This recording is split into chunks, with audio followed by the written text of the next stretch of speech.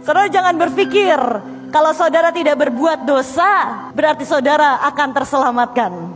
Jangan-jangan hanya karena engkau pasif, engkau kehilangan kesempatan untuk menyongsong kedatangannya yang kedua, untuk bertemu muka dengan Tuhanmu. Saya rindu hari ini saudara, kita memiliki iman yang aktif, kita punya cinta yang aktif, kita punya kerinduan yang aktif. Gadis yang bodoh ini tidak membawa minyak cadangan. Saya perhatikan mereka gak bikin dosa yang parah kok. Mereka gak menghujat Tuhan, mereka gak ngehina Tuhan, mereka gak menyangkal Tuhan. Gadis-gadis yang bodoh ini, mereka melakukan dosa yang pasif. Mereka tidak melakukan yang seharusnya mereka lakukan.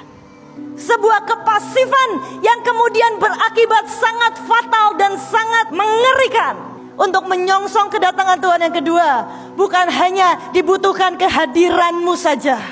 Gadis-gadis yang bodoh mereka hadir bersama dengan gadis-gadis yang bijaksana. Hari ini saya mau bilang saudara, mari miliki iman yang aktif. Mari miliki cinta yang aktif. Sebelum lawatan terjadi begitu dahsyat, selalu harus terjadi hati yang mau untuk bertobat. Dan itu yang selalu terjadi. Karena waktu kita jalan sama Tuhan, Tuhan boleh angkat kita setinggi-tingginya, Tuhan boleh angkat kita sedahsyat-dahsyatnya, tapi biarkan hati kita sedelosor-delosornya. Tuhan boleh angkat kita sehebat-hebatnya, tapi biarkan hati kita sedelosor-delosornya, serendah-rendahnya. Karena bukan tentang kehebatan saat kita berjalan, tapi tentang merendahkan hati kita serendah-rendahnya. Tentang seberapa rendah hati kita di hadapan Tuhan. Perjalanan sama Tuhan itu tidak pernah how high can you go. Tidak pernah tentang seberapa hebat kita diangkat Tuhan. Itu semua tentang anugerah Tuhan. Tapi perjalanan bersama Tuhan, sewa rendah hati kita bisa delosor di hadapan Tuhan. Kadang semakin tinggi kita dipandang, semakin sulit untuk kita berkata, aku bertobat. Karena kita terlalu dipandang dan orang terlalu menyanjung kita. Engkau boleh punya jabatan paling tinggi di hadapan surga. Para tua-tua yang menyembah Tuhan pagi, siang, malam 24 jam. Dia angkat mahkotanya dan dia lempar mahkotanya tersungkur di hadapan Tuhan. Untuk membuat bunga almond atau buah almond ternyata membutuhkan cuaca ekstrim. Tongkat Harun yang berbunga, dan itu pun membutuhkan cuaca ekstrim, saudara. Perlu ada tanah yang terbelah, perlu ada Korah, Datan dan Abiram yang memberontak, baru bunga itu berbunga, saudara. Saudara, hari-hari ini, tahun-tahun ini kita sedang dibawa kepada musim yang ekstrim. Untuk membuat bunga almond atau buah almond itu membutuhkan dari musim panas dan membutuhkan juga musim dingin. Kita sedang tidak dibawa kepada cuaca yang lebih tenang. Kita tidak dibawa kepada lautan yang lebih landai.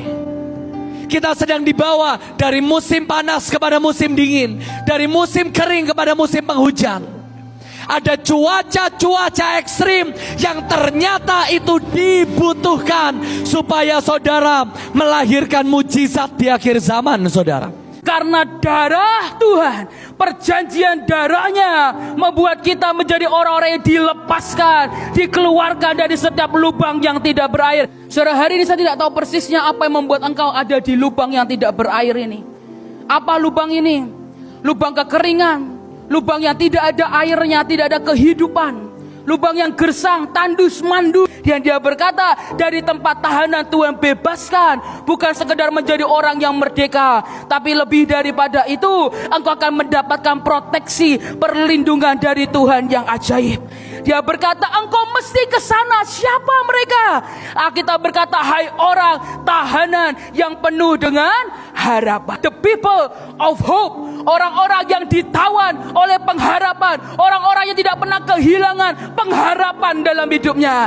Dia adalah orang-orang yang akan dilepaskan dari setiap lubang kekeringan dalam hidupmu. Dan engkau akan dibawa dalam proteksi Tuhan yang luar biasa dan ajaib. Apapun yang terjadi dalam hidupmu, apapun yang sedang dialami oleh keluargamu, pelayananmu, bisnismu, engkau mungkin ada di lubang yang tidak berair tahun-tahun ini.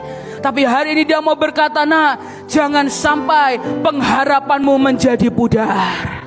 Jangan sampai pengharapanmu akan dia menjadi hilang. Karena orang yang tidak membiarkan harapannya pudar, maka dia akan membuat setiap kutuk akan berubah menjadi berkah.